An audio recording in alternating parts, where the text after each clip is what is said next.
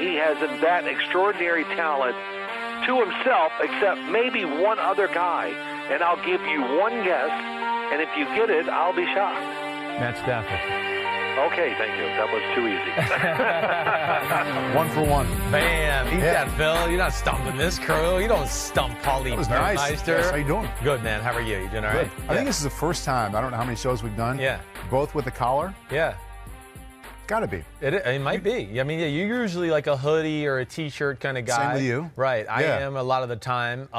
You're right. And I think, sometimes when it's podcast days, I do think about, let me dress a hair more casual even for PFT in the morning. Mm-hmm. But today, I haven't broke. I'm going 1 out of the 4 days a week. Yeah.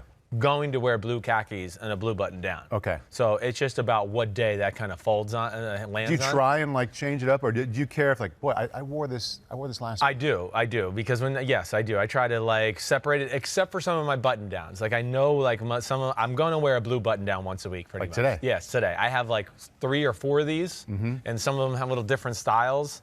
Some have a button here, a different collar, or whatever else. So this is a little English collar here today. Is that what they call that, an English collar? Yeah, so that's what I'm going with. And then, I like to wear the blue. Look at my sneaks today. Those LeBron Soldiers, babe. Are they new? They are new, yes. Fresh out of the box. How many pairs? Total, I just bought 5 or 6 new pairs, so you'll be seeing the break. I think I got about 20-something pairs. That's it? It is it. I kind of, when I'm done with them and they're worn out, and I'm not into the old school Jordans, I'm done with all that. Mm-hmm. Those are has-beens, okay? I'm on to LeBrons and Kyries and KDs, the people that are relevant now. What's worn out to you?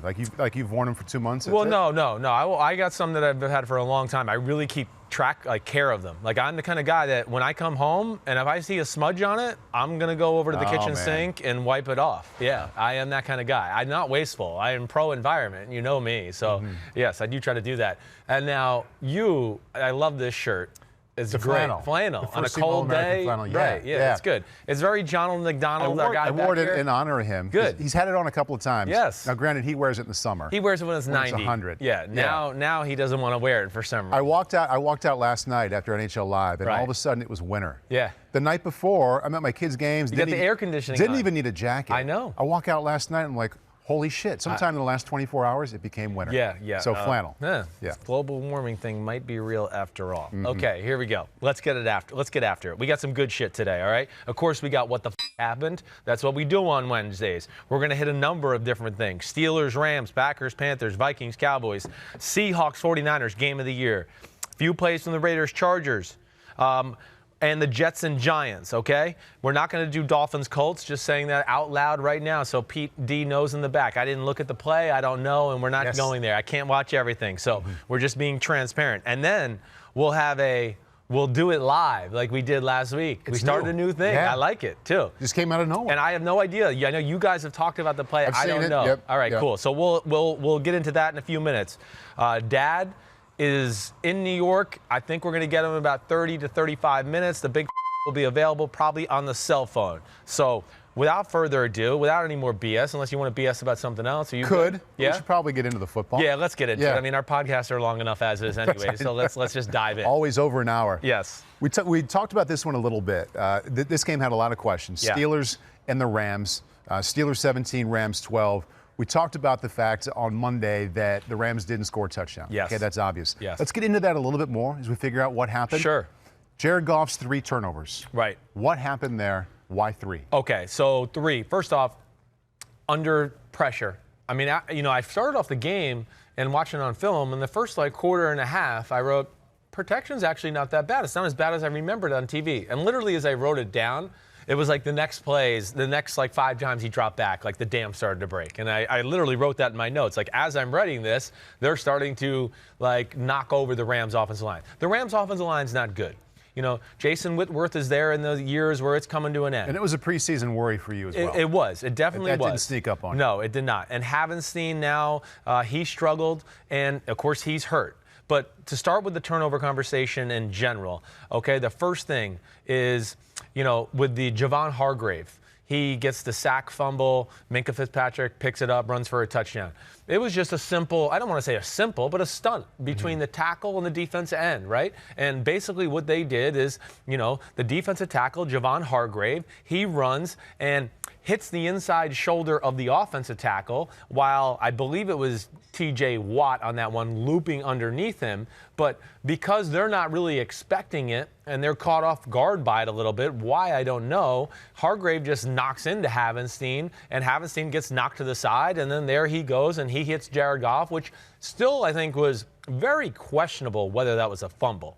I mean, for me on film, it looked like the arm started to go forward, but it's one of those things now where ever since the what was it, Goff in the Rams game where the play got blown dead earlier in the year, the Saints, Rams Saints. Now the refs let it go every time. And once it's called on the field, and if it's super close, it's always, well, there's not enough to overturn it. There's nothing clear and obvious, right? So there's that. Then let's get into the 2 interceptions real quick. The 2 interceptions. The first one, they're kind of running like post route, wheel route, right? That's all they're doing. And then there's a guy out in the flat. So they're kind of doing like a 3-on-3. Who's running the wheel behind the wheel post? route is it's a tight end here, I believe, yes. And I'm not even exactly sure about that. So, but I'm pretty sure it is the tight end. Okay. It's not a back, though. It's not a back. Okay. No, it's a tight end receiver to the right. The back is offset to that side as well. This is almost what we would call a Seattle beater play. They're trying to take advantage of a 3-deep zone and hoping that outside corner kind of goes with the post and like forgets like, oh, wait, I'm in zone. And then all of a sudden the wheel comes behind it and it's right there. One of those game plan plays. It's a game plan play. These aren't staples of your offense. This is something that McVay saw. And I bet you it was open all week in practice. That's what happens sometimes. Well, hey, the Steelers got players. And Joe Hayden, this ain't his first rodeo. Right. He kind of takes a step with the post route, but never really goes with it and falls off perfectly. And Goff just stares down the wheel route and interception, as easy as it gets. Joe Hayden, bam, he gets that. Now, the other interception at the end of the game, all right, when you just discussed that. This is part of a broader issue, I think, in general. I mean, we know there's pass protection problems. We know they're not running the ball as well. Their offensive line's not good, and, of course, now it's banged up. So all of those issues, let alone Jared Goff, has been spoiled in his Sean McVay era. And I don't like – I'm saying this because there's a lot of quarterbacks that get spoiled sometimes with great offensive callers. But I always call them silver platter completions where, man, he's dropped back so many times in the McVay area. It's just like, hey, there's a guy wide open, 20 yards. If it's the same guy calling plays? Yeah, it's the same guy calling plays. But the offense needs to be reinvented. There's no doubt about that. But I think a thing I've seen from Jared Goff that's just disturbing to me is the, okay, the pocket's breaking down, or okay, the guy's not open. I know you're used to it, but you got to do something else. You can't just sit there and pat the ball and go, I hope you get open, I hope you get open, I hope you get open. Like at some point you got to do something. The end of the game interception, the guy at no point is really open. And I believe, again, it's Joe Hayden who tips the ball up into the air, and Minkah Fitzpatrick gets the interception, but Goff just hangs on it like, oh, somehow magically it's going to come open, and it's not. And that's something I'm seeing weekly with Jared Goff right now. You say reinvented. I have questions about that. Yeah, it's hard please. to reinvent in mid-November, this point of the season. Exactly right. It is but hard. Is it more the offense needs to be reinvented or tweaked or somewhere in there, or Jared Goff needs to take that next step within the exact same offense? Well, I think a little bit of both. First off, if you're making $35 million a year, again, I don't sit here going like, oh, I'm coming in today to get Jared Goff. I don't do that. I really pride myself on being fair. And I hope Jared Goff shits on me one day and just goes on fire and carries teams. I really have nothing personal against him. But when you're making $35 million, just like we talk about with Ezekiel Elliott, you're going to be paid like one of the highest, best players in all of football. Yeah. Okay? Then, yes, sorry, scrutiny is going to come along with it because you're taking up a huge chunk of the cap space because you're supposed to be really special. And I just don't see that. Now, I know he doesn't have help. And then into your reinventing conversation. Yeah. McVay, they've always played through the run. The run has what made the Rams special the last 2 years in the Super Bowl run and the year before that when they won the NFC West and lost the wild card game. But you pointed out why that can't be anymore. Because Todd Gurley's not the same, and the offensive line's not the same. They're just not as good. Right. They're just, It's a giant 1-2 combo there of why it's not working. A giant 1-2 combo. Now, So now you have those issues. And then where I say McVay needs to reinvent himself is it's 11 personnel. I would bet you, and I don't even know this, I don't look at stats, I don't have a PFF membership, I don't know. But I know I watch the Rams on film a lot. And I would bet you they lead the league in 11 personnel, which is 1 back, 1 tight end, 3 receivers. That's what they do. There's never a fullback. It's very rarely 2 tight ends. And to me, that is where McVay is going to have to change. He's going to have to change some personnel sets, one, because, hey, as you know, when you play the same personnel set over and over and over,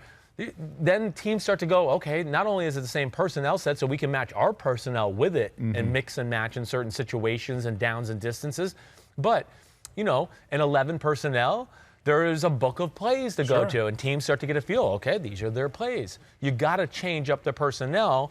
That would be my big thing. And then this year specifically, they got to change everything. They just can't, it's got to be, okay, the drop back pass game is not going to be able to carry them. Hold on one second. Go ahead, say it. Someone's paying attention in back. PFF, for this 11 personnel, has the Rams using it 79% of the time, which is second most in the league. Number 1, Cincinnati, and they're still looking for that first one. Well, and Zach Taylor came from the Rams, so shocker. There you go. There you go. So, so there, you know, again, I don't keep track, but I watch a lot of damn football, and I got a pretty good feel for that kind of stuff. So, yes, that is, they're going to have to change with, 1, the run game is not going to just magically take off at this point. 2, the pass protection is not going to magically get better. And so you're not going to be able to just say, okay, the run game's not good, we'll just drop back and throw it every play. That's not going to work. They have to go into they have to have 9 million screens. That's the first thing, to substitute for the run game. That'll also slow down pass rushes, take away the aggressiveness. And I think if they could do it out of some different personnel sets, screens to the tight end, screens to the receiver, screens to the running backs. I know you've heard me say all this stuff before about other offenses. And then they got to almost go like Minnesotaville with play action pass and boots. Those would be those things. I would do it that way and then go back to the run. Once teams are like, damn, it's screen here. Damn, it's screen there. Make the run secondary as opposed to leading with the run. And I think that will give them a better chance to be successful in the run game, too, just to make people think about different things off of it. That's a change you can make. And that's, I mean, this counts as constructive criticism. It's not just saying, saying the Rams should reinvent themselves is one thing. Going into why they need to change personnel and need to change philosophy a little bit, I think that's really good. I have a question about the Steelers defense. Because we both know this narrative of Minkah Fitzpatrick should be the defensive player of the year. And I'm not saying it's wrong. He's earned it. But I would like to know more than just seeing the highlights. Oh, there he is again, another pick. Oh, he scored this week. I can look and see the Steelers are winning more now that he's there. They have more disruptive plays. I can see all that. What is he doing specifically? What's he allowing them to do that they couldn't do before? Well, I think the big thing is, more than anything, he's got incredible instincts and feel for the game. Like, he really does. And this is something, if you go back to Alabama, Nick Saban was saying he's the greatest, most instinctive player I've ever taught or anything. So he has a great feel of playing center field and, oh, the offense is trying to do this, or, oh, this is what they're doing and I'm reading the quarterback's eyes, or the quarterback's looking over here, but I've seen this formation. They're trying to go over there. Can you think of an example or two from that game? From the game itself, I don't know if I can think of a specific example, but he's just around the ball a lot. Always. The pass game, a curl route, the corner makes a tackle, but Minkah's there too, just to, like, if he broke the tackle, he's going to make the tackle. He's always a step ahead of what the offense and quarterback's trying to do. Along with, like, even the run game, even as a free safety, he does have a presence in the run game because he can diagnose those plays so quickly, and he's so instinctive that he's there as a free safety. A safety's there to save the day. There's a reason they're called a safety, because if they run through the front 7, we need you to save us and make a tackle and not let it be a 70-yard gain and just a 12-yard gain. Well, he's very good at, like, okay, it's the run. I saw it. I know this play. I've seen it. Okay, I'm going to come downhill a little bit. And not that he's like the 8th man in the box, but if the guy busts through the line of scrimmage for a 7-yard gain, he's there to make the tackle instead of it being a 20-yard gain, or all of a sudden he's chasing him down the sidelines for a 40-yard gain. He's there to do that. So he's almost like a half of a body in the run game as well. And that's the big thing. The Steelers are a zone defense. They want to play zone almost all game. And he's very smart instinctive, and just has, I don't know how any other way to say it, just has really good feel for what's being done out on the field. What role did he play, if any? The way you saw it in Cooper Kupp going from 220 yards the week before to 0 in this game. Yeah, well, I think it's more about just the team defense of, because of the zone, Cooper Kupp's usually working the middle of the field, things like that. There's always safeties dropping down in the middle of the field for coverage, like we talk about, whether it's 3 deeps and there's safeties just looking for crossers. Their linebackers are good at looking for crossers. So that's the role. It was nothing he did specifically. They're a defense that, at this point right now, they don't need to blitz a lot. Their front four can get it done by themselves. And they're always dropping people into the middle of the field to take away short crossers and things like that. You know, they're still running the Blitzburg defense to a degree, but, you know, it's okay. It's a 4-man rush, right? But 2 drop out, and then all of a sudden 2 linebackers run. It's still a 4-man rush, but those guys are looking for crossers and things like that. They're not going to let you get a lot of, like, cheap short completions right now within their offense with Bush and Vince Williams. Devin Bush and Vince Williams in the middle of the field too as a middle linebackers. Man, that's as fast of a duo there is in the sport too, to where they can jump all over that kind of stuff. All right, you ready to move to Lambeau Field? Yeah, let's do it. All right, Packers and the Panthers. We talked about this on Monday, more in the sense of how much fun it was as a fan just to have that game with the snow in Lambeau on in late afternoon as it starts to turn into winter. I want to get into this last sequence, the game-defining sequence. The Panthers had 6 shots in the final minute from inside the Green Bay 13. Yes. And I can start either way. If you want to talk the Panthers O, that's fine. If you want to start Green Bay D, which one jumps out to you? And we'll take it from there. Let's start with that Panthers O and just hit that like a little bit there at the end of you want to hit that part at the end of the game, right? And kind of what went down there? What I call that game-defining sequence. They had 6 chances from inside the 13-yard line. Got kind of a little bit closer and closer as the seconds went on. But it's not very often you can talk about a team that had 6 tries inside a final minute from that close. And did not get in. No, did not get in. The Packers did a good job of rallying, tackling, but I think where it gets like really interesting, okay, you get to the end of the game, the 4th and 1. The Packers caused the incomplete pass, right? Preston Smith jumped off sides or lined up off sides. Or he jumped off sides. So now you're going, oh gosh, here we go. They got 1st and goal on the 2. They're in deep crap here. To me, where the first thing went wrong is Kyle Allen on the first play after that. He's got McCaffrey open in the flat for a touchdown. Which play is this? On the play before the last play. So this is 1st and 2 after the penalty. And I didn't think he had. I thought he didn't have him open. Okay, let's watch it together. I thought if McCaffrey would have broken inside, he was open. Okay. I thought by breaking to the outside, they were not on the same page. And I didn't think he was open. All right, let's watch it, because this is what you and me are here to do, okay? So let's see. Here we go. So here he is. And again, I don't know if it's a true option route, but it's Greg Olsen to the right as a tight end, McCaffrey offset to the right as well, right? And you're right. The middle of the field is open, but I think this is a true flat route all the way. I don't think this is an option route. I'm thinking of a different play. Okay, that's okay. I'm thinking of a different play. Thinking about it a little earlier? Yeah. And I also think he was not open here. Well, okay. We'll get into that, and I'm going to dispute you on that one for sure. But, okay, so you want to go back to another play? There's a few plays earlier. Is that what the one you're talking about maybe? I'm thinking of the second to last play. The second to last play. They had 1st and goal from the 2. Yep. Okay. We're going to get to it here in 2 seconds. Let me get there. There we go. It's 3rd and 10. There we go. 3rd and 1. All right. There's 3rd and 1. There's a play you just. Yep. Oh, you're right. I was a play ahead. Okay. So here we go. 3rd and 1. Now it's 4th and 1. We're going to get the offsides jump by Smith. Okay. There's that. Now we're going to get to 1st and goal from the 2. Okay. There we go. Okay. 8 seconds left. 8 seconds left. Down 8. Down 8. Here we go. Now, the play is this. He's trying to make it look like it's an option route where he might go inside, but you can see he's doing the whirly bird spin. Okay.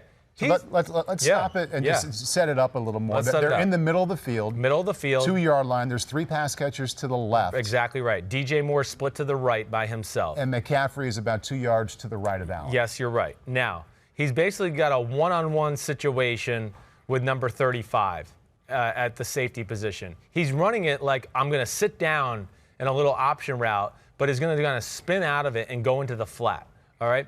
Now, listen right here, Paul. That's open. That's open right there, and it's going to continue to be open. My issue with this play, and hold on, you can fight me back in 2 seconds, okay? I'm going to go to the end zone copy here so you can really see it. Where is Kyle Allen going here? This is where the pocket is perfect. Right. He actually makes the pressure. So he floats into it. Just stay there. You got it. Correct. Just stand in there, and you're going to have to throw a rifle into his front shoulder, and he's got him beat, and he's going to just get in the end zone. At least that's my eye to it. Yep. Now, go ahead. I would like to, if you think I'm wrong, that's cool. I don't sit here and think I'm like the holy grail of football. I think there's two ways of looking at it. Yeah. He was open to the outside there. Right. You're right. Right. The throw is inaccurate because at the top of his drop, and when Christian McCaffrey got to the goal line, and he had the choice, I think, to go either inside or outside. Yep. I think Allen saw it like I see it here 3 or 4 days later from way up high, that the middle of the field was open. Yep. So he is setting his body, he's setting his feet, his mind, and his arm to throw an easy throw about 6 yards in front of him right over the middle. Maybe. And so he's ready to do that. Right. That doesn't make it right. Sure. He's ready to make that throw, and when the throw now becomes a more precision throw that requires more velocity and more accuracy, 15 yards outside, his body is not ready for it is not. It is not ready for it either way. He became very rushed because he wasn't ready to make that throw. He definitely was not. Now, I just am going to fight you back on, first off, I don't think he has an option here. I don't think so. Because if he ran the option route, he would not do the whirly bird like this. I think they're trying to make it look like, ooh, we are going to run the option route, but this is like a game plan, 2-point conversion type play where they're trying to make you think he might do that. Now, 35 does a good job of not getting too, happy to go when he sees that right there to go, oh, I'm going to jump it inside and stop it off. He kind of stands his ground and reacts. I don't think it was an option route. If it is an option route, to what your point is, then it's a bad route and bad job by McCaffrey. And then he deserves the blame to what you're saying. In the way you explain it, though, and the more I look at it, I mean, it's a game plan thing for the halfback, because I don't think they would also let, run an option route with the tight end Olsen to the left side coming across the middle either. I don't think so. And again, I could be wrong, but I'm going to. This puts it squarely on Kyle Allen and his footwork and rushed mechanics. He didn't need to have him. That's all I'm saying. And I was giving him an excuse because I thought he wanted him to go inside, and when he didn't, he's like, oh shit, I'm not ready to make this tough throw. Well, and you could be right. McCaffrey could have him here for what the happened. He might have him in what the happened. But go to the jib. Let's just do one thing, because that's where if an option route, right, for a back, he's going to come out of the backfield and he can go a two-way go. So if he feels like, ooh, there's leverage on this side, he's going to go boom and go like that, and they're going to throw the ball. He on this one turns like this and then wheels out this way. For me, that told me I think it was a one-player. One for this game plan specific, if we got down here and needed a 2-point conversion type thing. Again, that part of his route tells you that it wasn't an option. To me, Kyle Allen's footwork and rush mechanics made me think that he was waiting for him to go inside. Yes. So I don't know. And we're never going to get that answer because McCaffrey's never going to tell on Kyle Allen, and North Turner's never going to tell on Kyle Allen or anything like that. Right. But regardless, with the route he ran and to what we're saying, if Kyle Allen just put his feet in the ground and just made a real convicted throw, he's going to get him and he's going to fall in the end zone as he's catching the ball for a touchdown. At least that's what I think of just looking at it. One of the things I remember from being with the Vikings in '95 for a few minutes, Brian Billick was the coordinator then, and he'd always tell the quarterbacks when you have 3 or 4 different routes or an option where you don't know where your guy's going to go, always set your feet for the toughest throw. Yes. You can always come off that tough throw and be falling away, falling down, and hit the guy right in front of you. But if you make your drop and have your body ready to make the easiest throw, and all of a sudden you got to make the tough one, you're screwed. You're screwed. And that's where my mind went when I watched it. Well, I think that's first off, that's a very fair point. You're exactly right. He should be setting up for he might break out Right. Because it's going to be easy just to go boom and dump it over the middle, right? Like to what you're saying. So you're exactly right. Like John Gruden used to say that to me at times too. You know, you're right. Set up for the hard throw. You can always kind of just find a way to finagle the whatever throw over the middle. You can just wrist it, hand it, whatever it may be. You can throw it left-handed to a guy, or right-handed. I mean, right-handed for me. Yes. All right. So there's that play. How about running on 4th down? All right. So here we go. Now it's second down, the last play of the game, but the last play of the game, second and 2. This is fascinating. Now they're coming up. I mean, here, let's watch it together again. They're coming up to the line of scrimmage. Green Bay's not even, they're talking to each other. They're not even set. Look at this. Look at the nose tackle. He's talking as the ball's getting snapped. Kenny Clark's not even ready. You would think this is advantage offense in this instance, right? It actually ends up f***ing the Carolina Panthers, and especially the left guard, 73. Because as the ball's being snapped, and Kyle Allen sees they're not ready, so he wants to snap it. He's kind of hurrying them along, like, come on, snap it, let's go. But the guard, he doesn't know what's going on, and he doesn't know who to block. And just as the ball snapped, Kyle Fackrell, who was out over the other tackle, right, is now coming over to the left guard and gets there as the ball snapped, and he kind of gets the edge of 73, which I want to say is Van Rotten. Man, I'm choking on my names today. But either way, that to me is fascinating. And I was always aware of this. Yeah. Like, as a quarterback, again, maybe some plays, like a toss sweep where you're going to crack everybody down. If I felt like, ooh, they're not ready, let's go, set hut, because you just, like, everybody's just going to build a wall and block down, and I'm going to toss it outside. Yeah. With these type of plays, in my experience and history, you're better off letting the defense line up. Let the defense line up. Let the offensive line settle into the ground and go, okay, this is what I got to do here. Let's make our call and make sure we get this figured out. And I think a left guard here who's going, it's set hut, he's going, I got nobody in front of me to block. And all of a sudden, Kyle Fackrell shows up. And there's some real confusion on the offensive line. Real confusion on the offensive line there. I'll tell you what else I saw in that one. In the previous 5 plays, and again, this is in the final minute from the plus 13 in. They didn't rush more than 4 people. Ever. No. This is the first play on that in these plays we're talking about where the defense brought 5. One extra first guy. time. Yes. So in the other situations, in the previous 5 plays, had they run right up the middle against 4 rushers, it's got a damn good chance to make it. Probably. So there was an element of bad luck, not just with the confusion on the offensive line, but this was the only time they brought the linebacker. Yeah, it was. And the linebacker was the guy who made the hit. Linebacker's the guy that makes the hit. I mean, he really gets lucky by getting over there late. He gets on the edge of the guard, and he kind of comes up after the guard kind of brushes off him and looks up and he goes, oh my gosh, he's running. Look, he can't even form up the tackle. Look, Fackrell's almost off balance. He hits him with the side of his body. Right. Because he's not even like there. And then really, what also saves it is big Preston Smith. He does a great job of tracking down the line of scrimmage and tackling him, and that's game over. It's a shame for Carolina. I would say Carolina outplayed Green Bay as a whole in the game. Right. You know, they really did. They blew some opportunities, whether it was Kyle Allen's interception in the end zone. We talked about on Monday the fumbled snap at midfield. And really, Carolina's defense just – it's good. It's just not as great as we've seen in years past. Right. And I think Green Bay's defense, to me, this is a blueprint. Yeah. And I'm thinking of it, we always look at it the same way, like, what would I run in this situation?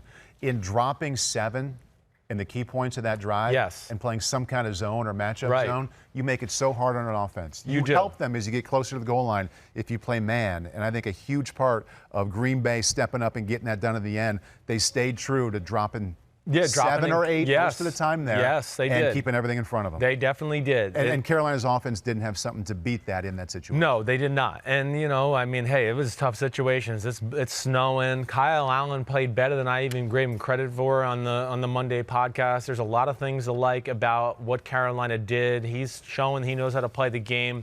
I think the other thing, just to hit on, I'm concerned about Green Bay's defense regardless. Throughout the whole game, there's just too many people open. I don't know too many people unaccounted for. He's throwing shallow crosses to Greg Olsen, and there's nobody within 20 yards of him. You're like, it's Greg Olsen. There's just too many, like, the play's over, and the Green Bay secondary is looking at each other going, wait, well, who's got him? Or we got crossed up. Weren't you supposed to take him as he crossed? There's too much of that in Green Bay right now. I think they might have to simplify it a little in the back end a little bit when they go like to zone coverages and things like that. But between that and then, the same theme, the lack of interior defensive talent for their defense in general is an issue. And that's why Carolina was able to, how many yards did Carolina have total? They had 401 total yards of offense. Last thing to hit on, just love the Packers' offensive attack in the game. They kind of got back to what they've been doing all year long. Run the ball, downhill. Aaron Jones, who kind of just pedal to the metal as soon as he goes downhill. He's got incredible vision. So their most successful runs, Paul, were kind of just like, let's go downhill man-to-man. They got pretty good offensive linemen. They're pretty good athletes. They stay on blocks, and they just let him weave through. And he's very good at it. Yeah. And then, of course, off of that is Rodgers' play-action passes. When we talked on Monday, you weren't wild about how Aaron did. He was better than I thought. Because a few of the plays on Monday where I thought on TV it looked like people were open down the middle, on those plays, he's going to get sacked, fumbled, or he's going to get hit and not be able to get the ball there in time. Like, I don't know. Who was I to think to question Aaron Rodgers? What was I doing? It's fair to do. But yeah, I did. That's why you watch the film. I mean, that two quarterbacks, Kyle Allen and Rodgers, I think played better than I gave them credit for watching the game on TV, and that's what's the great thing about film in general. All right. We got the big effer here. Yep. Hey, Dad, what's up, man? Oh, man, Daniel and I are having a nice time trying to get out of New York City and good luck trying to get home. And, it's just a joy to go to the city. And yeah. And it's like it's worse than football. If it can go wrong, it will go wrong. And Definitely. it does go wrong. Definitely. So we all know that, and that's the way it is. So where are you right now? Henry Hudson Parkway? I did a show with Boomer today. What's that? Are you on the Henry Hudson Parkway right now? No, we just cleared. We came out the Holland Tunnel just a few seconds ago. Oh, yeah, yep, okay, yep. So you're screwed. You got a long way home before you get home. Oh, thanks. Thanks for the thank you for the vote of confidence. Yeah. We'll just so you were talking about Aaron Rodgers. You said something, Paul, that was one. Let me say this: your phrase that you use, "F it up," it's called "muck it up." Muck it, yeah. Muck well, that I need muck to just. If I say "muck it up," the wrong word might squeak out of my mouth. So I need to just say "f the play up." My God, you don't have enough confidence in yourself to say "muck it up." Not always, because I talk too much, and sometimes the words like that can squeak out of my mouth. All right, and here's the other thing that you said that is so true, that you're at the mercy always. And Paul, you know this too. You're an ex-player and everything. You follow it, but people believe. What they read, what they hear, and then what they see on TV. And TV, when you're talking about a lot of players, TV lies too. Yes. And I heard you talking about Aaron Rodgers, and I just remember traveling before this age of technology, and we would watch the tapes of the games at the team's facility on Friday after practice. Right. And Greg Gumbel would sit there, poor Greg Gumbel, he'd go, "Oh my God, how long are we going to watch?"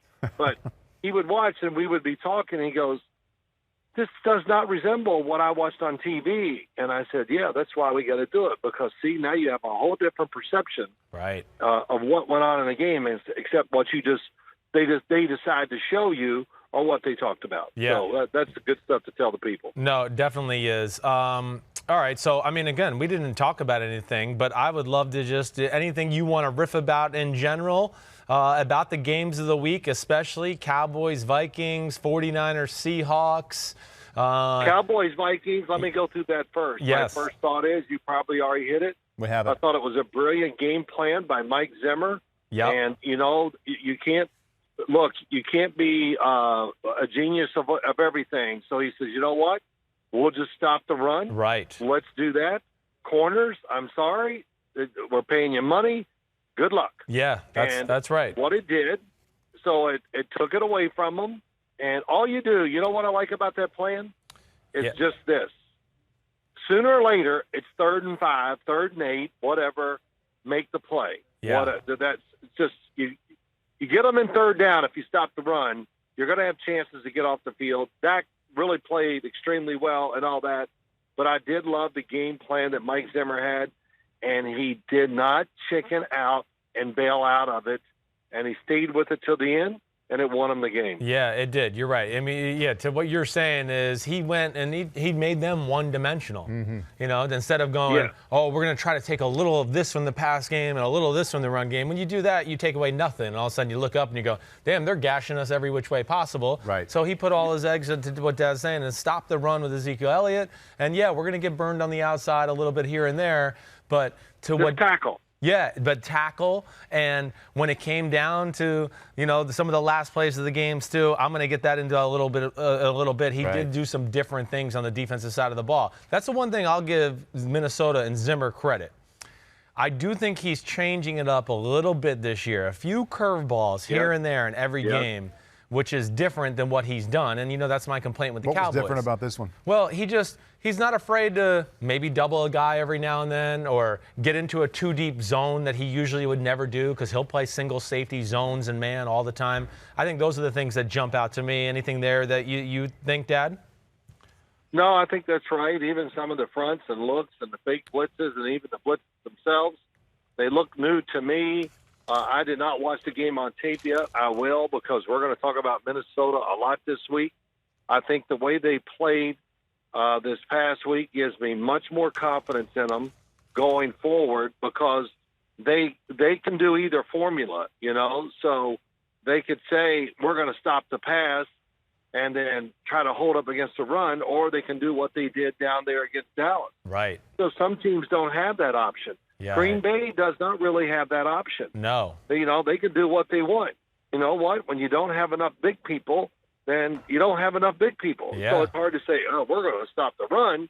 Well, that doesn't work unless you have that group of guys that can just stand in there and do what they did against Ezekiel Elliott. And it's, you know, many other things to talk about that game. I'm really curious, just a real quick thought from you guys.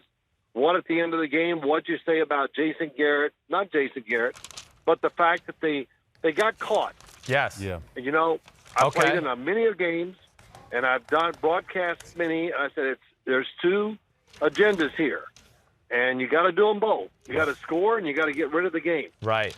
And you know that. Yes. And so it's been a lot of criticism thrown at the Cowboys and Kyle Shanahan the other night. Same thing. You know, you got to go, we want to win, but let's don't lose. Right. And I thought they made, when I was watching the game, I just went, oh, my gosh, they might not take any time off the clock, especially at the second down throw. Well, and, of course, it worked out for the Seattle Seahawks. We're talking about Dallas, Minnesota. Dallas, Minnesota. Dad, you want to do this? Because we're going to, you know, I'm doing, you know, what the happened here, and we're about to get in go ahead. The last four plays of the Dallas game. Right. Okay? And what happened there. So I'll kind of throw out what happened, all right? Yeah. It's 1st and 10. Yep. It's 1st and 10, 1:57 in the fourth quarter. First play they do is double slant to the right side. Yep. He throws it to Amari Cooper for an 8-yard gain. Yep. Right. If he throws it to him in stride, first off, and Dad, I'm just going to throw this, you know, and you've heard me say this too, Dak has gotten into a little bit of the lock the front leg over the top motion a little the last few weeks again that I don't love from him. He made him go down and get it. He made him go down and get it. Yeah. That's the way he threw in college. It always kind of rears itself as a pro, and it's really, really over the top, which means you're going to do one of two things, either pull it low or throw it high. Yeah. And, he can really straighten that left leg out. I heard you talk about him. I mean, physically, he's just so big and strong, he could overcome some defects. But go ahead. Exactly right. All right, so he makes second and 2. Now it's 2nd and 2. And they're in shotgun, and they run inside zone. That's all there is to it. Yeah. But, and to what Dad's saying here, they're trying to play the game of we want to score and not let them have time to go down and kick a field goal to tie the football game. They want to win 31-28 and leave 20 seconds left on the clock. Such a silly game to play. Right. Well, I mean, it is. You think it's a silly game to play. You don't get to pick. You run the ball. Okay. Well, run the ball. You're the Dallas Cowboys. They got $90 million into their offensive line, and they got Ezekiel Elliott. I got no problem with them running the ball because they think their offensive line is great. Right. Because even though Zeke wasn't producing that game, they still think he's the best thing they can do. Right. That's great. Lean on him, which they did for their final 3 plays, and it didn't work. Yeah. But don't do it because getting caught up in if we score too soon, you don't get to pick that game. Well, I don't totally agree with you there. I don't think the New England against Patriots, that defense, you're playing well enough. You think where you're like, let's score this way. Let's take longer. Let's not keep throwing the ball because our top 3 receivers have over 300 yards receiving. Right. Okay. And our number 1 running back is averaging about 2.5 yards per touch. Let's just score with the way the offense has been working for us. Let's not worry about the time. Well, it's a good argument. It's a good argument, it is. Paul. Yeah. But the fact is, it's 2nd and 2. And again, so it's fine to run the ball there. Throw it. So it's 2nd and 2. Okay. So, they're stopping us. So they stop us for 1.5 yards. Yeah. We got 2 more runs if we want whatever. Right. So the second down one, I think, is hard to argue. Now the third down one. All right, and just let me hit this. Well, the second down too. Let me just hit on this. They're running inside zone. Here's my real problem with the run in general. Yeah. They're outnumbered. They're in shotgun. It's 5 offensive linemen. There's no tight end attached to the formation, and there's 6 people in the box. Did you see the reaction of the center afterward? Because he's going, what the hell do I do here? As soon as he gets thrown for a loss, he looks over at the sideline and screams at the sideline. He does. He looks at the sideline because he goes. The exact same feeling you did. Well, yeah. Oh my gosh, that's great. Well, because he's going, wait, you're trying to ask me to get to the second level here, and this is not possible. Had no chance. I can't do it here. He had a guy right across his face. Exactly right. So that would be my issue with the run. When you say that, Travis Frederick, the center. Yes, right. Yep. Right. Do you see this on tape or on the TV? No, on tape. Yeah, this is all tape. I saw it on the TV, Phil, because it was closer.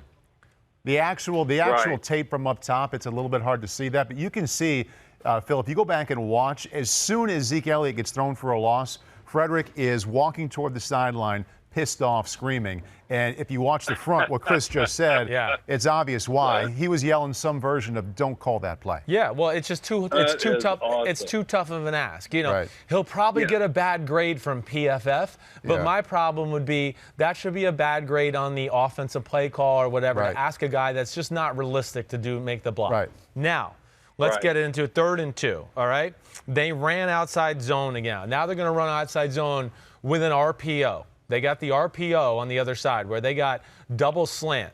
So here he is on 3rd and 2. This is the play I was talking about. Right. Where Frederick was yelling. Well, this is the 3rd and 2. He yells in the 2nd and 2, 1-2, I think. This is the one I'm referring to. Okay, so you're talking about 3rd and 2. But either way, so again, it's the same formation, Dad. It's shotgun. It's no tight end attached. There's 6 men in the box because to what Dad said, Minnesota was going to play, you're not going to run on us the whole game. That's what they did. Mm-hmm. He's got one-on-one outside with Amari Cooper on Michael Hughes, who's kicked his ass the whole game. And he's open again for a touchdown, or at least down to the 2 or 1 yard line. Mm-hmm. But he hands the ball off, and they're asking Travis Frederick to reach a really wide 3 technique to his left, Dad.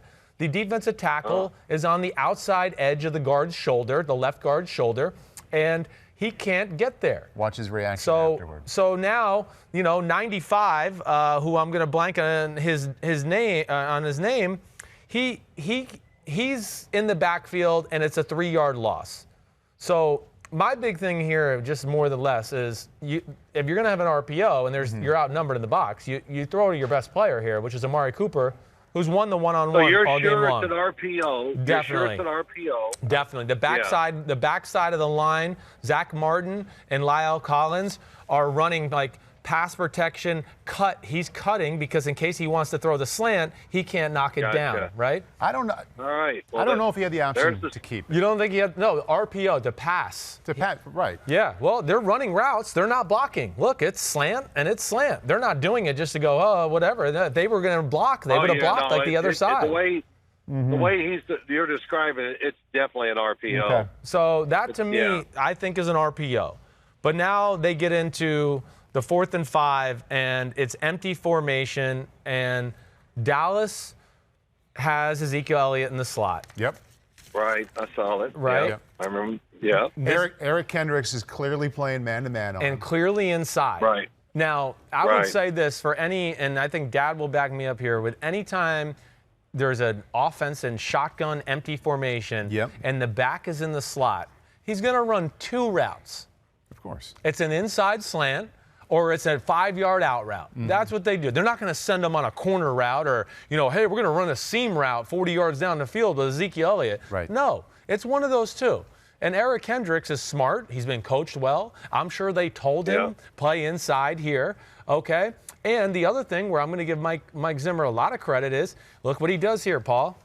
They double Amari Cooper on this play. So they weren't going to be beat by Amari Cooper. Look at the safety, 41. He goes over there, and they're going, nope, Amari Cooper's not getting the ball here.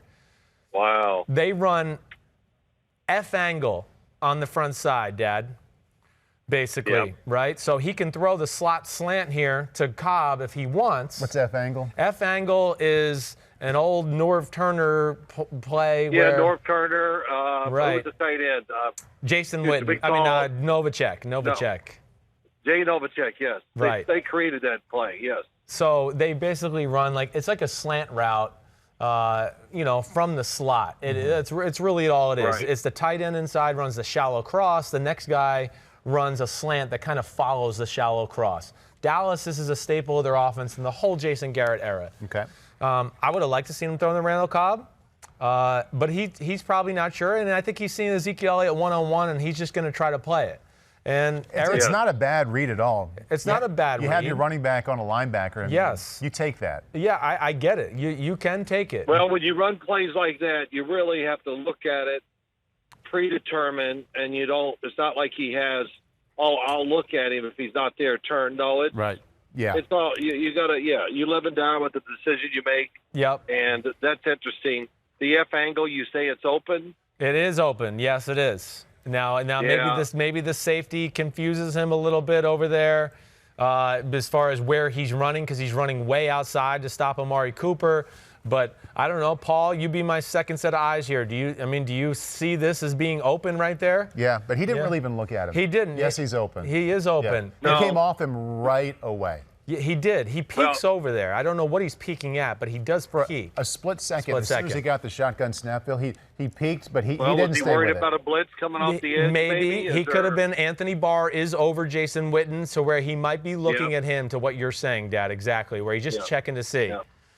You know what it tells me? I'm just thinking from all this, right. I can't wait to watch it because I will steal it and talk about it. Good. But I'll get to watch it first and everything. But what you've just said in this short period of time really just gives me more confidence in the Vikings, about their defense and about Mike Zimmer. And, if you're not evolving the old thing, then you got no chance. Yeah, you got to keep changing. If you're staying the same, you're getting worse. Yeah, that's right. You don't make changes in personnel or the thoughts of your teaching and what you want to run. It's constantly evolving. And every year, what your core plays is one year that works, and Christopher, Paul, you know it too. The following year, you go, wow, these plays stink. Right. And you got to find that new 5 plays that you can call upon that, man, when it's tight, we're going to what we do.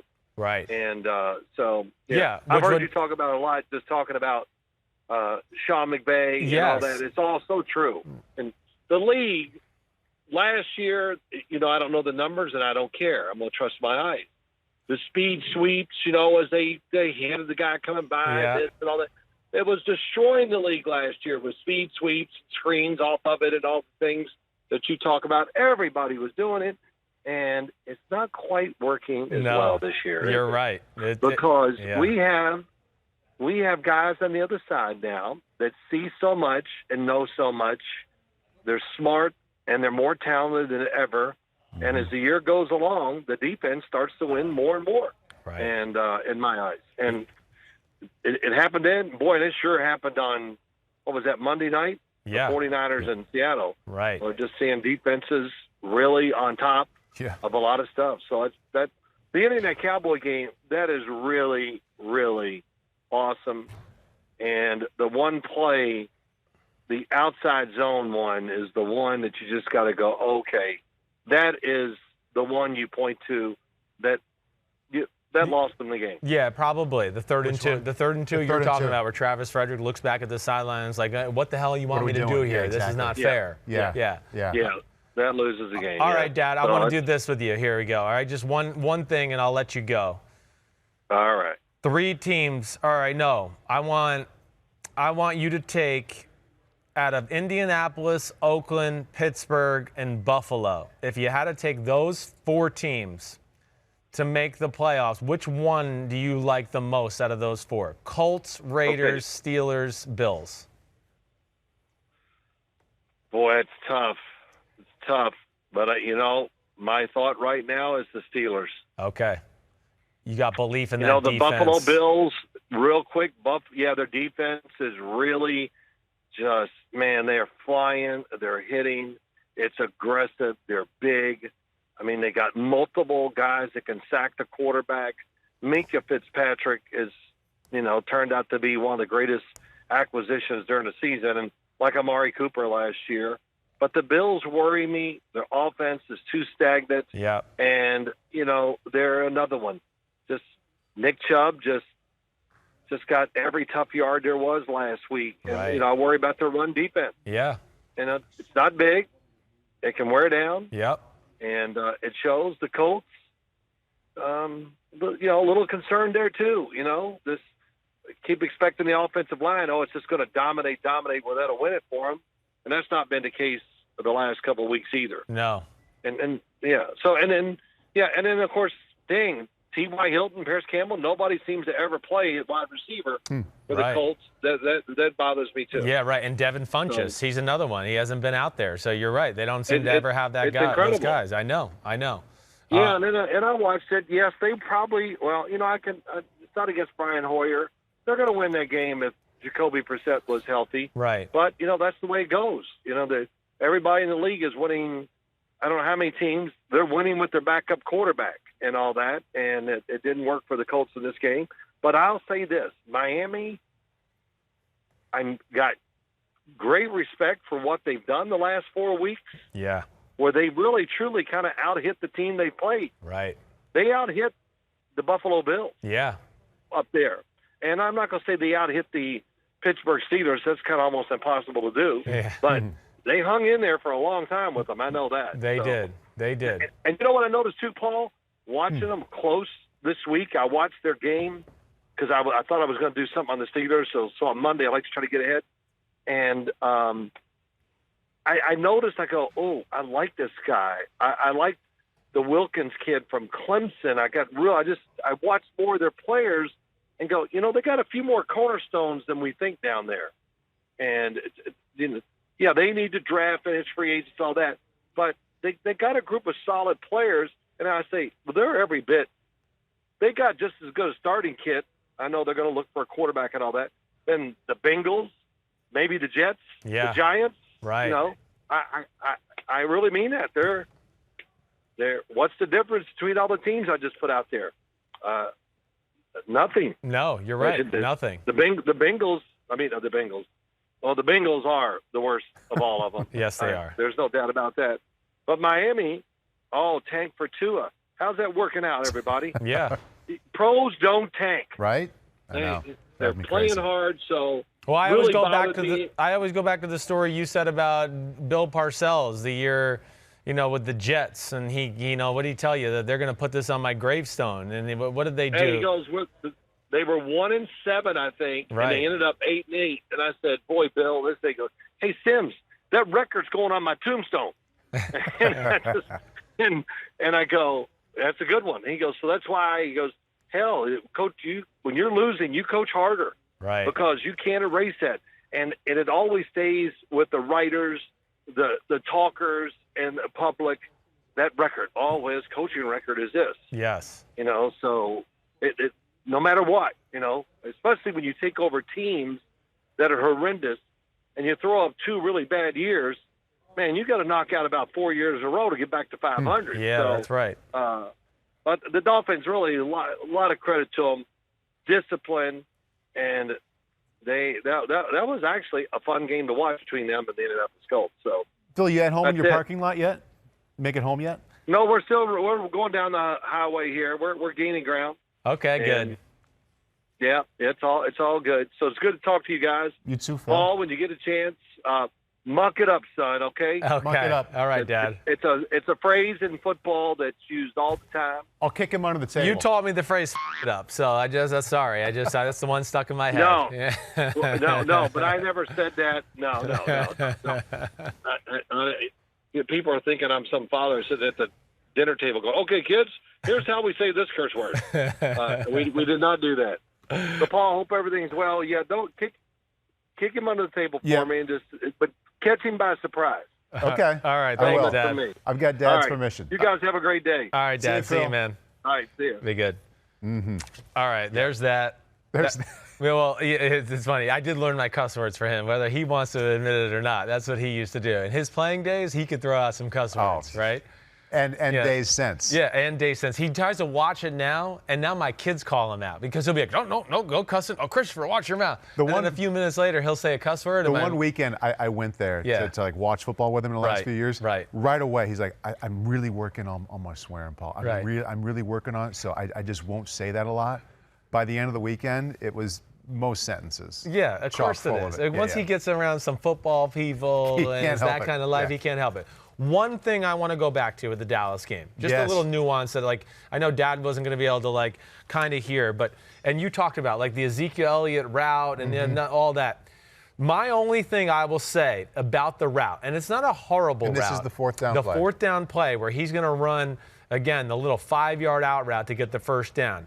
My only thing is I would say this, and I'm going to show you the end zone copy just so you can look at it a little bit to see where Kendricks is, right? So here's Kendricks right here on the edge. Oh, he's lined up a half a yard to a yard inside. Right, exactly right. My only thing is, and this is something where I learned in New England, and any really good offensive coaches I've ever been around, they would teach the guy here, when he's playing off inside like that, okay, you got to attack the leverage, right? So, and I almost want to stand up one more time. Okay, you ready? And I'm gonna make you guard me this time. I want you to stand up with me. So I'm Kendricks. You're Kendricks. Okay. Right? And we're going this way, right? And I'm about this far about inside. right that way, right? Yeah. Zeke kind of runs like this and never really and so now if he runs wide as him, you can kind of like, okay, he's obviously not going inside, so you can get ready to break. He made it easy for him to get underneath that outbreak. Exactly right. Yeah. And all I'm saying is, like New England, Kyle Shanahan, they would have told Zeke Elliott, push towards the guy, right? Like push you to make you backpedal and go inside even more. Mm-hmm. So then now, bam, and you break out, and you're on your heels because you're like, oh gosh, he's pushing. Is he trying to go inside? I had that written down in my notes. Yeah. I'm glad you brought it up there. Right. Most running backs, and there are a few that are special. Yes. Most running backs, I don't like the outbreaking routes because then you're turning him into a wide receiver. And they're not. And most of those guys just are not. They're not receivers. They're like okay at catching the ball. Yes. And if you have them with an outside lean and break inside, sure, they can catch it and they're fast and quick and all that. Right. But when you're talking about breaking outside and creating leverage and getting open, now you're expecting him to be a wide receiver, and most of those guys are going to let you down. Exactly right. You're right. There's a very short list of guys. Right. McCaffrey would do it the right way, right? There's not James many. White in New England. Yeah.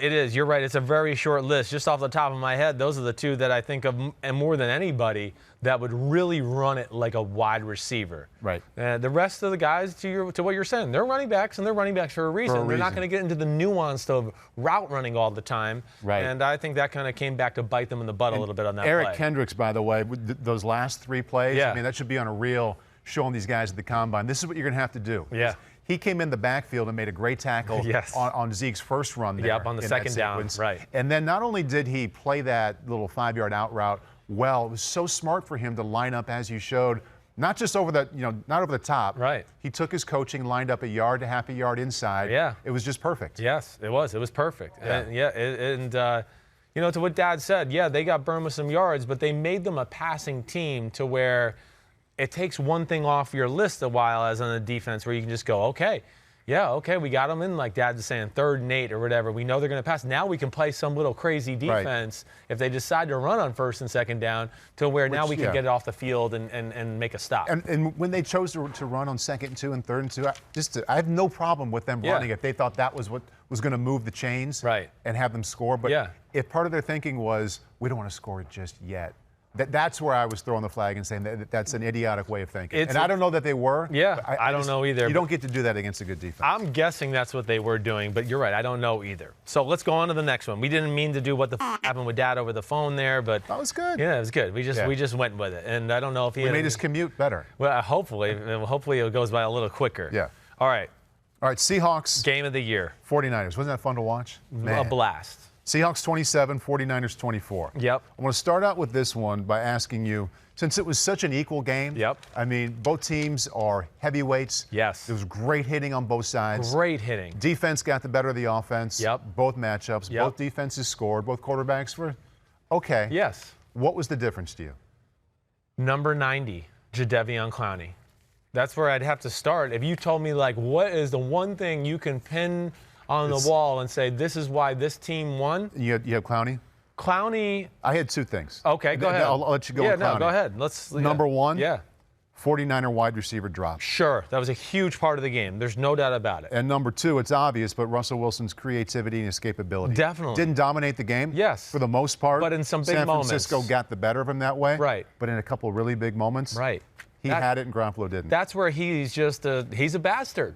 The fourth quarter, there's only so many times you can rush the quarterback. And when you rush a guy like him, when he gets you down late in the fourth quarter and you get into overtime, I don't care what kind of shape you're in. When you're going, man, I've had to chase this guy all game long, and now here we are again. I'm still going. You're just not going to have the same pep in your step. Talking about the last run at plus 21 or plus 22. Right. He just and even on the first drive of overtime when he escaped the pocket on the 3rd and 17 and made the great throw. Yeah. You know, the 49er players at that point are like, damn, we've been, this guy is exhausting. I don't got much in the tank anymore to chase him around and do this anymore. Right. And again, the 49ers defense played phenomenal. If you're watching us right now on YouTube. Played really well. Yeah. Yeah. I mean, they had 227 yards of total offense in regulation. Yeah. I mean, that's stellar. Yeah. That's like best defenses in the history of the sport type of stuff right there. Did awesome, yeah. But they wore out in the fourth quarter, and of course, like you're saying, the Russell Wilson magic took over. And I'm forgetting the name of the tight end, but the touchdown pass that Wilson had. Okay. Jacob Hollister. That was a phenomenal play. And I don't think he was throwing to him. Oh, you don't? I think he was throwing to Tyler Lockett. I think he got a little Aaron Rodgers Sunday night Kansas City magic there. Yeah. Where Lockett was kind of breaking that way. And I almost want to pull up the play for you here, but either way, I'm pretty sure he was throwing to Lockett. Yeah. And Hollister ended up being there to make the play anyways. I was giving him the credit. It still was an amazing play. And either way, it doesn't take away from Rodgers' play either. It's like they put the ball in both type of throws in a spot where their guy can get it and really nobody else can. And that's the point. I want to get you back to how you originally answered my question, and I kind of cut you off by answering it myself. No, you're good. You thought Clowney was the difference in the game. I mean, the Seahawks never had a drive the whole game. They never had one drive. I mean, just think about their scoring drives. It's Clowney fumble return. It's a 3-play, 16-yard drive for a touchdown. It's a 4-play, 24-yard drive for a touchdown. And then over, at the end of the game, they had an 11-play, 47-yard drive to kick a field goal to go up 24-21 late. And then you had the drives in overtime. Yeah. But Clowney, it was the best game I've seen any defensive player play in the whole NFL, the whole season. It was an absolute dominant performance. He killed them. Because he was, and let's connect, listening to Dad. Right. And speaking in PG-13, he was doing what? He was effing the play up. He was mucking up the play. He was mucking up the play. Yes, I still forgot it. Yes. Come on. That was 3 minutes ago. I know. I've already erased him out of my mind. He's my dad. Dads go in one ear, out the other. That's what they're there for. Were they double teaming him? No, they were not. Now, did he catch McGlinchey and Joe Staley on nights where, they just got back into football, and that's not the guy you want to see across from you when you're going, I need to kind of get used to live football here. You don't want to see those angry bastards on a Monday night game. And, two, they're going into the game knowing they're going to be the difference. Like, they know that defensive line, like any great defensive line, but especially in this matchup, I'm sure all week Pete Carroll and Ken Norton Jr. are going, you guys got to win the game for us. You guys got to win the game. You guys got to stop the run. It's got to be you. So, they're revved up, but it was off the charts good. And the stats will never tell. Everybody else's sacks, other tackles on run plays, they're all made because Jadeveon Clowney is killing people and affecting the play and mucking it up. All right, there you go. I'm Points. coachable. Ding, ding, ding. And it really was, to me, the biggest difference in the game more than anything. Now, to what you said, Jimmy Garoppolo didn't play that bad. He really didn't. Right? Yeah. He didn't. What's clouding people's minds is he did a lot of good things, but, should have thrown 2 interceptions on the last drive in regulation, right? Yes. Yep. So that's going to hurt people. Then overtime, he misses Pettis on the ball over the middle. That could have put them in a favorable second down position. And then he missed Deebo Samuel on the go route on the 49ers' last offensive play of the game, where he's got him. Yeah. He's got him. Are you doubting that? No. Yeah. I mean, if you're grading a throw, that's an A to an A+ throw. Right. It's not like it wasn't like an easy It's not like dunk. an easy No. or even like a B+ throw. No. You're looking for the A to A+, which you ought to be able to do. Yep, that's right. And didn't do it. That's all I'm saying. Like Deebo Samuel had the guy beat. He had a good 2 or 3 steps on him. He underthrew it. It allowed Griffin to come back and make the play. What do you think of this narrative? Yeah. Because people were watching him, saying, hey, they're undefeated. And we kind of talked about this, too. They're undefeated for a lot of reasons besides the quarterback playing great. Yeah, right. So here's this giant moment, and it turns out to be a close game. And the people who don't want to believe in Jimmy Garoppolo are going to say, see, told you. Right. Decent player, but in a big moment, he was okay. Yeah. What do you think of that narrative? I'm going to say that narrative is not true yet. Okay. Now, do I have questions about, is it true yet that he can carry the team and just put him on his back in a big moment? Hey, no, he didn't answer that either. But he didn't answer, he's crap and he can't get it done. To me, again, he played a defensive front that got the best of the 49ers offense. He was under duress a lot of the game. Right. The first 3 quarters, he made a number of good throws with people around him and changing his delivery. And I went, damn, okay, that was good stuff there. And he had some key balls dropped. Key balls. They're up. They're what is it, 14-10? Am I right with that one? It's 14-10. And no, I'm wrong. It's not. It is still 10-7, right? It's 10-7, and they're kind of around midfield. He throws an out route to Bourne. Yeah. And it goes through his hands. Right. And Quandre Diggs intercepts it. That wasn't his fault. Exactly. So that leads to a touchdown. Now they're losing 14-10 a few plays later. Now, after that, next drive comes. There's a strip sack by Jadeveon Clowney. Leaves the short field for the Seattle Seahawks again. They score a touchdown. Now it's 21-10. Yeah. So I'm not going to sit here and say, we need to hit the panic button on Jimmy Garoppolo or any of that. He did a lot of good. Yeah. Could he have done better? Yes. But he is not the reason they lost the game. If you want to blame anybody for why they lost the game, it's because their offensive line got whooped by Seattle's D-line. Mm-hmm. It's the only time this year they've lost a battle really up front.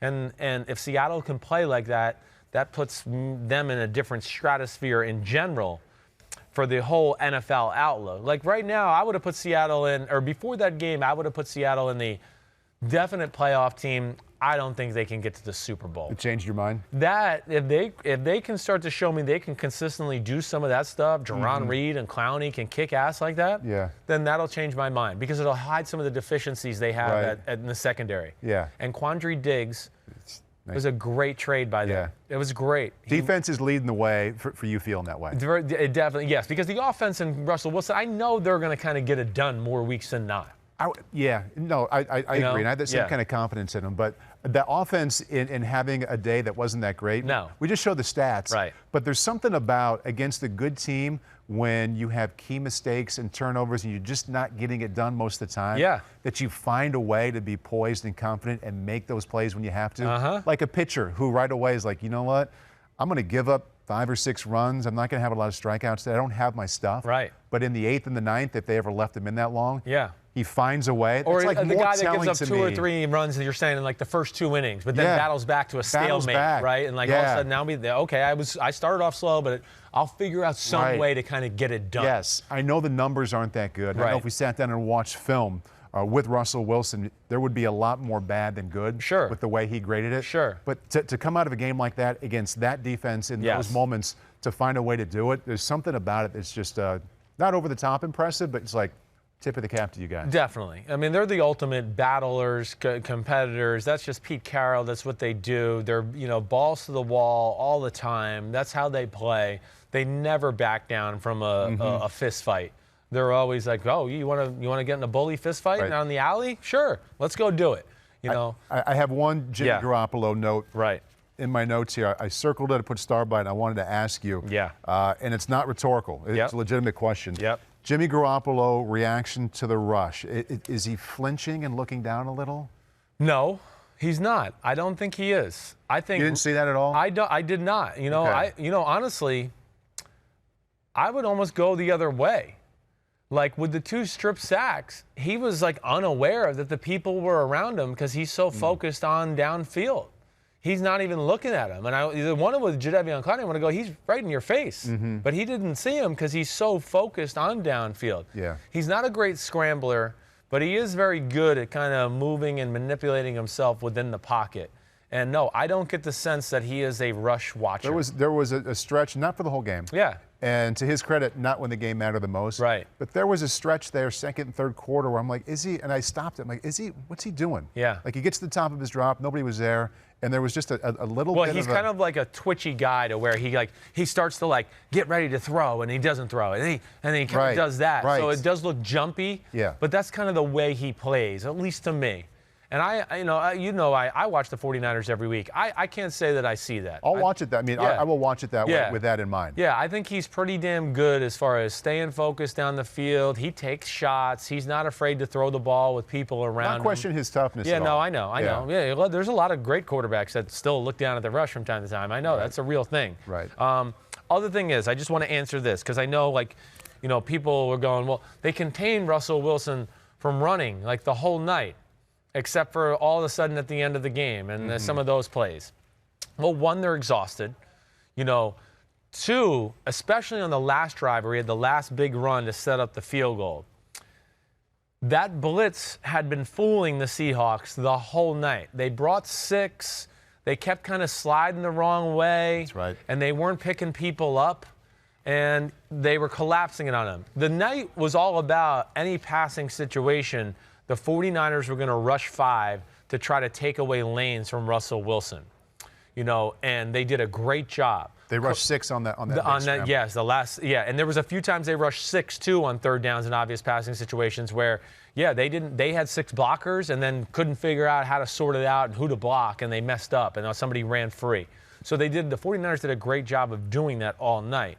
But what happened really at the end there was the Seahawks said, okay, how many times are we going to get in third down and they're going to send this blitz? They finally blocked it up the right way. They really kept 7 guys in to block 6 guys.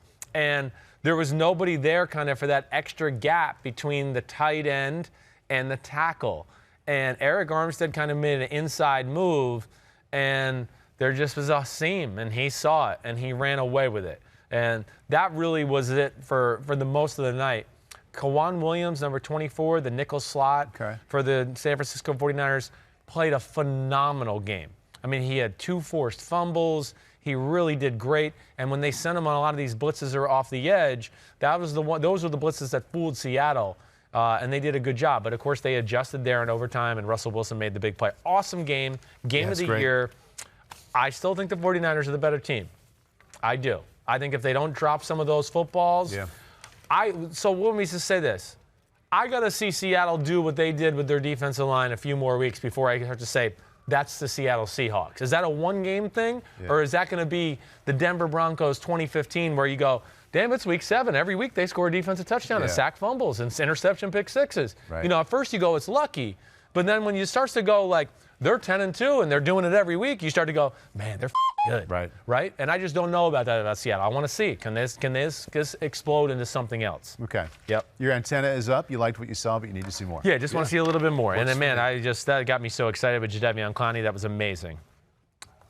All right, so we're going to go to... Let's run through three games. Let's do it real quick. Plays pretty quickly. Yep. Raiders 26, Chargers 24. Yep. Specifically, Josh Jacobs' game-winning touchdown. Yep. Interesting that he had not been in, or he was not in on the previous 8 plays. Right, and he was on the first play of the drive, and then after that he was off. And really, listen, I know why he was not in. He's just not trusted yet by John Gruden. I've been around John Gruden. In pass protection? Pass protection, the halfback option routes. Like, Gruden's just not going to let him do that yet. I played with Cadillac Williams in 2005. I think he was Offensive Rookie of the Year in the NFL. And when it was third down, He came out. We put Michael Pittman in because Gruden wasn't going to let him mess up a pass protection or reading the coverage and running the wrong route. He's just not going to do that. It's a staple of his offense, and Jalen Richard is very good at it. Right. So that's why he was in those situations. Then they got down there close, and they got into a running situation, and that changed. Yeah. And then they said, let's put our boss hog back in there. Right. And he accelerated through the hole. Right. With a little bit of a next level of acceleration. I mean, it's fun to watch. It is. But the stars of that play were the center and the fullback. No doubt. Terrific. No doubt. Rodney Huson really was the star of the play because he knocks Brandon Mebane. They're a double team between him and Richie Incognito. Yep. So he's got to make sure he's trying to knock him really hard so Incognito can take it over now, who can be head up with Brandon Mebane. But now Hudson's got to get to the second level and block a linebacker. He did. And he did, right. Exactly right. And the fullback did a great job of taking on, I think, was that Drew Tranquil there? It might have been the other linebacker. Okay. Either way. And to what you're saying, Josh Jacobs, his acceleration and power in those first 5 to 10 yards is as good as anybody in football. What do you think the safety got told in meetings the next day? I mean, as a defensive back coach, because he was the only one who had a chance. Yes. After Jacobs had about 10 yards, do you think he's like, you got to make that tackle, man? Well, I mean, yes, they're telling him that, but that's what goes back to like the Travis Frederick things where I'm going to go, I'm sorry, it's just not going to happen. Yeah. It's not going to happen. Really where they got them there more than anything to me is the alignment and the motion. They ran a formation, what we would call green left west. What was the motion again? It was green left west, okay, which is I formation, 2 tight ends to the left, and the outside tight end motioned over to the side to basically be a slot receiver. Okay. So they got the backers to be really kicked over to the 2 tight end side. Did somebody go with him in the motion? And no, they did not. It just they kind of played a zone. They played a zone coverage.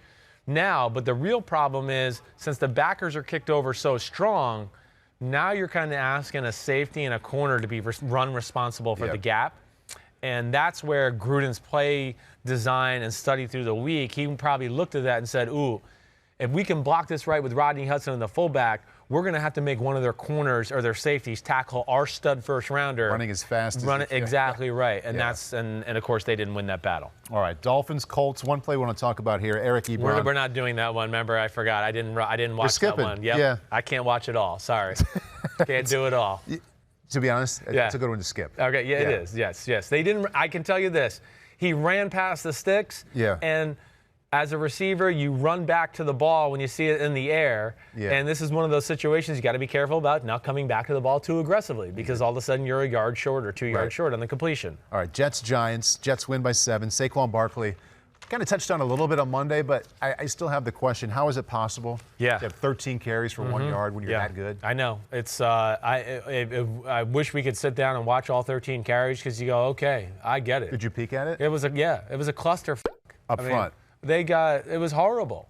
It was absolutely horrible. Now, I didn't realize, and again, I wasn't tuned into Jets-Giants on Sunday like this is the game of the week. As much as I love the Giants and I wanted them to whoop the Jets' ass, I wasn't like... It was the least meaningful game of the week. Exactly right. Exactly right. One-win team against 2-win team. So when I turned on the film, I went, oh, damn, Mike Remmers isn't playing. They're starting right tackle. Oh, damn, Halapio, their starting center's not in. And then Nate Solder got hurt during the game, too, as their left tackle. When they're healthy, they're not a great run-blocking offensive line right now. And the Jets just whooped them up front. There's no other way to say it. I mean, pass game and run game. And there was, I can't look at one run he had where I went, oh, there was a hole there. He missed it. No, there was not. It was get the ball and like, shit, where do I go? There's nowhere to go. Now, the one thing I will say maybe about Saquon Barkley is I do wish that sometimes when there is no hole, he would Ezekiel Elliott and just sledgehammer it down in there, right? Instead of being maybe 2nd and 10, it's 2nd and 8 or 7, which can be a big help to an offense. That would be the only complaint. But, of course, he's got tremendous ability, and when he gets in those situations, sometimes he breaks down and goes, man, there's nothing here. Let me see if I can squeak through somewhere, and then, oh, bam, I get tackled because somebody else didn't block, and now I'm down for a -1 gain or a no gain. But the Giants suck up front, or they sucked that game. Yes. Did the Jets do anything different? No, like guys like Nathan Shepard just kicked butt. The Jets just They crowded the line of scrimmage. Nothing different look. Greg Williams did a lot of what he always does. Jamal Adams on a few blitzes here and there, a few little creative blitzes. But I didn't look at the game and went, oh, man, yeah, I get why the Giants struggled. They threw some curveballs at them. No, the Giants, again, just don't have a great offensive line. And then when they're hurt, it's, of course, a lot worse. And still like what I saw from Daniel Jones, though. I do. Yeah? Daniel Jones is. What'd you like best? He's just one of the most pure throwers in football. He really is. And I'm just going to be interested to see where this whole Giants thing goes here down the stretch. I just don't know. Think it's going to go up or down? I think it's going to go. I don't think it can go up. Yeah. And I just don't know. Is Pat Shurmur in trouble? Are the Maras the type of family that would make that kind of switch? Adam Gase is not. Adam Gase got the vote of confidence. I just don't know where this Giants situation is going to go. And if they were to make a change, I think teams are going to clamor to come to New York because they're going to see Daniel Jones. And if a coach studies the Giants, they're going to go, damn, okay, the Giants have their franchise quarterback. I wouldn't mind going there, even though there is a lot of things on the roster that need some help. This week, when you say Daniel Jones, I can't help but my mind going back to last weekend, calling the Notre Dame at Duke game, and watching that Duke offense in that environment, thinking, the New York Giants' first-round quarterback came from this. Yeah, right. From this system, from this environment. It's amazing. It doesn't correlate. It doesn't. It's incredible that he is where he is, playing as well as he is. Yes. Thinking about where he was last year. Yeah, no, I'm with you. And you're right. He didn't have a whole lot of help, but I think, self-evaluating myself, that's probably where I messed up a little bit too. I didn't give him the benefit of the doubt of lack of talent around him or lack of speed at receiver to make the fair evaluation of him. To where I went, man, a lot of dink and dunk type of passes. But yeah, the more you watch Duke, you go, well, of course they had to go dink and dunk. They don't got a guy on the team that runs faster than 4.7. Right. Ian Book, the fastest guy. They couldn't run down Ian Book. I know. So only when he was tired. Yeah, only when he was tired. Right. Yeah. All right. So we'll do it live. I think. Do it. Yeah. We'll do it live. Yeah. Right. You got somewhere to go? You got a hot date tonight? What you do? I'll write it and we'll do it live. Got a hot date, huh? Your wife say What? No. You just write. No, I don't. No. I got him flustered now. Look, he doesn't even know what to do. I like that. What was that sound bite there? We'll do it live. Let me hear that again.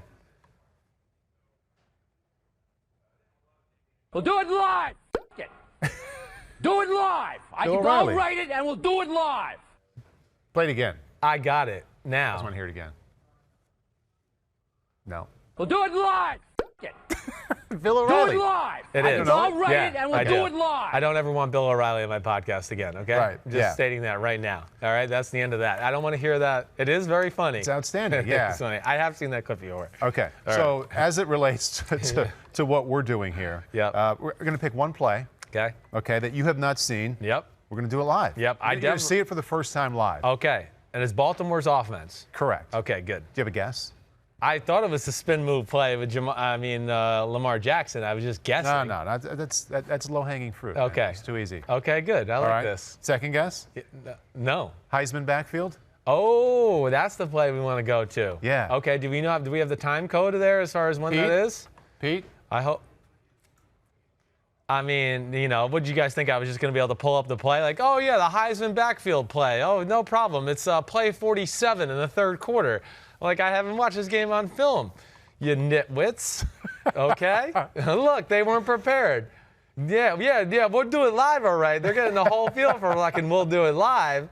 We'll do it live. And you know what? Nope, I didn't find it. Second quarter, 11:50. Yeah. Okay, I think I'm close here. Let me just see.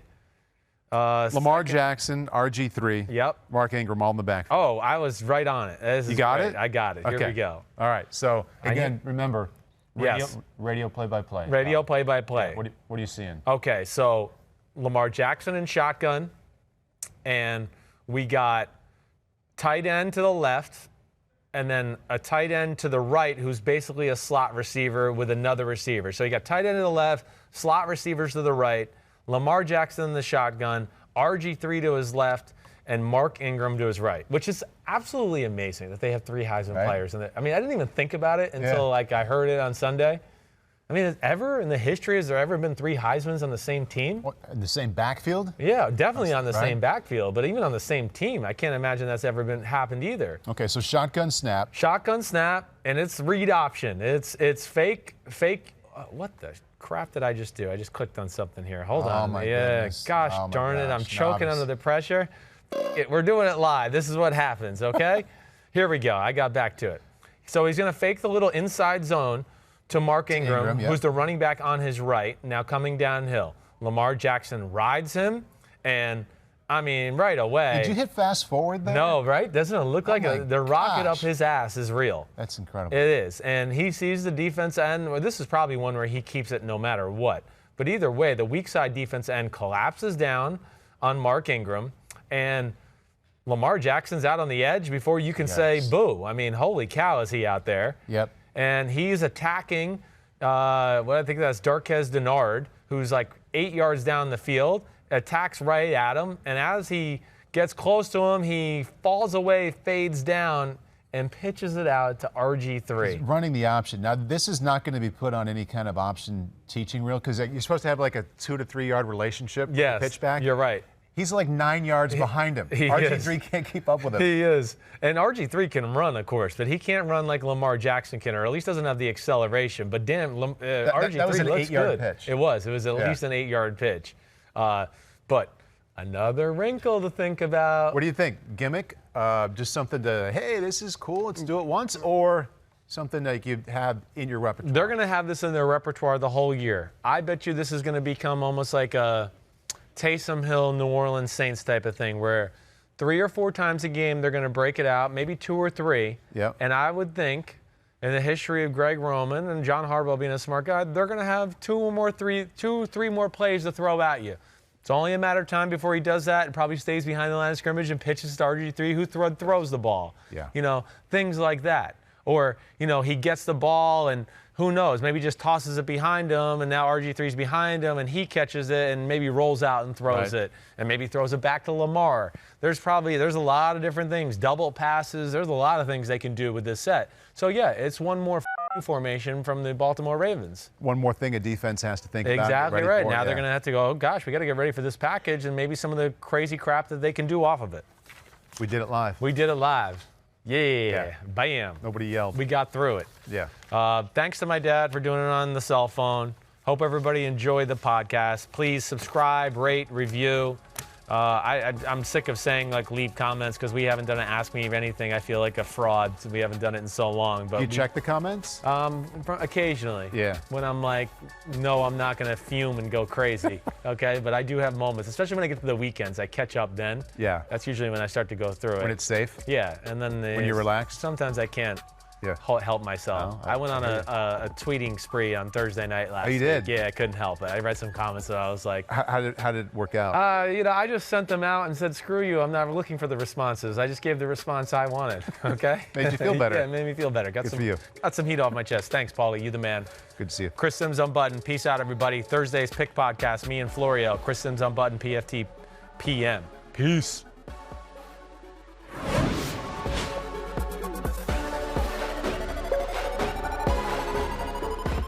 Yo, what's up? Come on, man. Subscribe on YouTube to Chris Simms Unbuttoned Podcast. I need you. Please hit the subscribe button, please.